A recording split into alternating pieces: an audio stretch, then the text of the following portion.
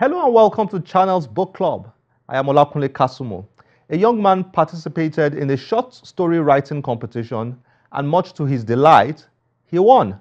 His award-winning short story was touching, brilliantly narrated, and focused on the issue of the horrific sojourn of Nigerians to Libya. That short story was expanded into this novel titled Give Us Each Day. He joined us to have a chat about his writing experiences, the story behind his new novel, and the novel itself. Enjoy this. Samuel, nice to have you on Channel's Book Club. Thank you. It's a pleasure being here. Thanks for joining us. Thank you, sir.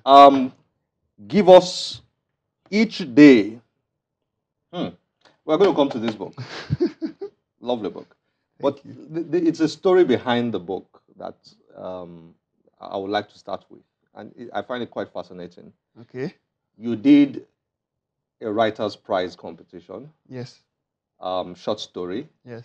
And you won. Yes. Tell me a bit about that. Okay. In 2017, I entered the writers' competition, Koramo Writers' Prize, to write a short story and submitted that same year. I wrote a short story originally titled Deliver Us from Evil, and I submitted for the competition, and in September, I was shortlisted. In October, you won it. I won. You won it. That must have been exciting. It was really exciting. The story is about a boy who was trapped in Libya. Yes. And I mean, that's a massive theme, actually, because there are so many Nigerians trapped in so many countries overseas, and they're going through hell, if I may use that language. True. Tell me a bit about that. The inspiration for the story started during my service here in Ibadan. I was opportune to meet a beggar, 9-year-old boy on the streets of Bodija. 9? Yes. During the conversation, he told me he had not seen his parents in 4 years.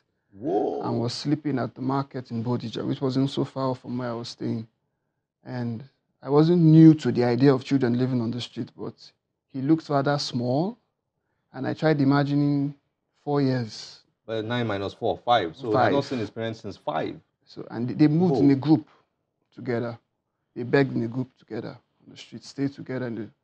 So I left him afterwards, and his story was on my mind for weeks.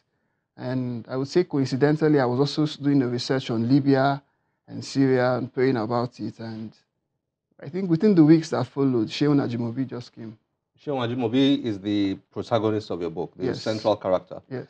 So Sheun came from that. Can you remember the boy's name? I never actually got his name, which is funny.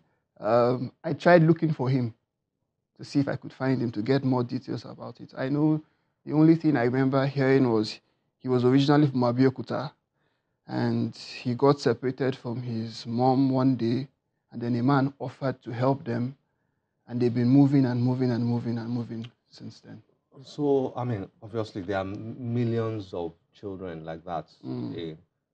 That's not an exaggeration, is it? True. Millions of children like that on the streets of Nigeria all over, who are moving around without their parents or guardians or anything. True. That's really sad. It is. So that short story is what you turned into this. Yes. Full novel. A full novel.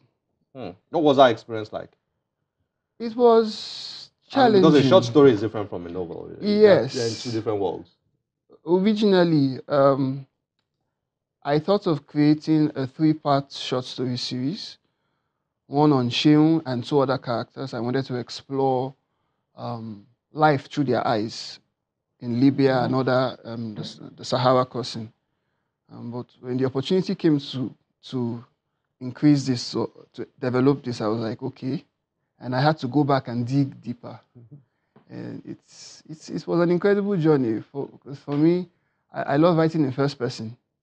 Because it gives me, I get to see things through their eyes, and it was more as if I was just traveling from city to city to city, from Warri to Lagos to Ibadan, following his footsteps, getting to know his family. It didn't feel like I was writing a story. It felt like I was watching somebody's life play out in my eyes. I just had to. I was just the person opportuned to journal it out, write it out. Okay, somebody is out there who might not know the story. Okay. Let's talk about the story itself. Okay. I mean, very briefly. Okay. Sheung, the Mhm. central character. What about him in the book?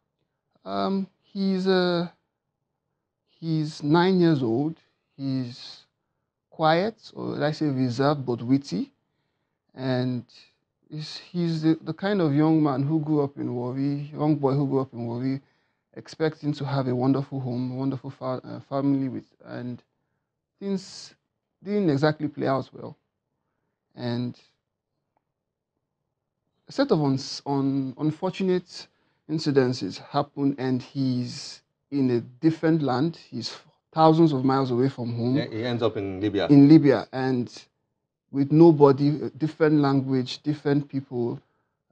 It's a scary experience for him. And the only thing keeping him is he knows his mom is somewhere back home, and one day he's going to go back. How it's going to happen, he does not know, but he's going to go So he back. mixed up with boys, street boys. Yes. In Libya, I mean, street boys who became dangerous boys, sort of, or rather who played with danger. Yes. Toyed with danger. And that became pretty scary at some point in time. Yes. Like I said, I did a lot of research into Libya, Misrata, Benghazi, Tripoli in particular, and I got a lot of reports on how children were living on the streets then. So when I wanted to bring him into Libya, I had to factor in all of those things. And the gang, so to say, had to be picture perfect in a sense. Every character was picked to fit the Libyan situation towards 2012, 2013 era, just I think after the fall of Gaddafi. And it was brutal. Really? It was brutal. I mean, I had the privilege of reading your short story, but I've not read your novel. Oh, okay. What's the difference between the short story and the novel? What differences will I find when I start reading this? As somebody who read your short story, who hasn't read your novel? Okay.